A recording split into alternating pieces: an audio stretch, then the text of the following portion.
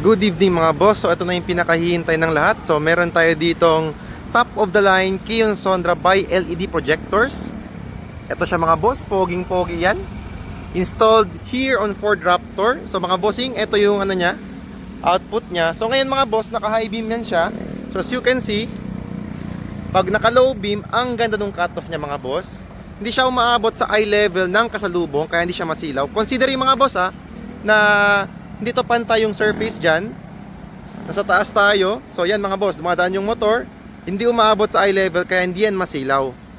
So imagine nyo lang mga boss kapag pantay pa tayo sa road. So ito yung output niya mga bossing. Poging-pogi siya mga boss.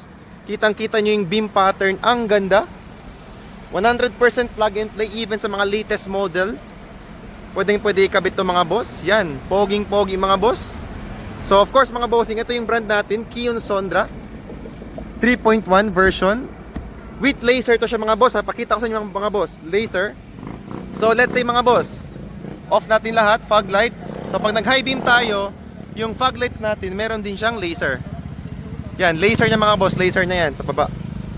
Ang lakas mga boss, ang lakas, laser pa lang. So imagine nyo, yan, fog lights lang natin mga boss Off natin si headlight, fog lights lang. So fog lights alone mga bossing, yan yung output niya. Naka-off si headlights. So try natin ngayon on si headlights.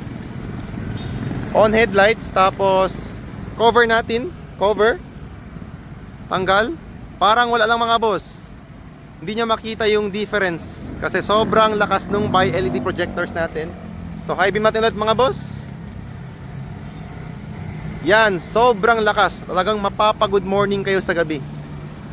Again mga bossing, this one is top of the line Kion Sondra projectors 3.1 version, top of the line.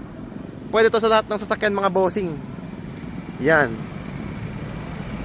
Again, pakita ko sa inyo. Fit na fit yan mga bossing. Pwede nga adjust ng mga boss kung gusto nyo mataas, gusto nyo mababa. So only here available at Andres Auto Accessories, Pagadian City Branch, saka Zamboanga City Branch mga bossing. So yun lang mga bossing. Peace out. Ito mga boss yung unboxing ng client ng Kion Sondra by LED 3.1 fog lights. Projector siya mga boss. Whole assembly siya papalitan. Tapos 100% plug and play. Yan mga boss. Inopen ni client yung box. Poging-pogi. Yan, meron siya kasamang gloves, bracket. Tapos yan. Of course, poging-poging by LED projector.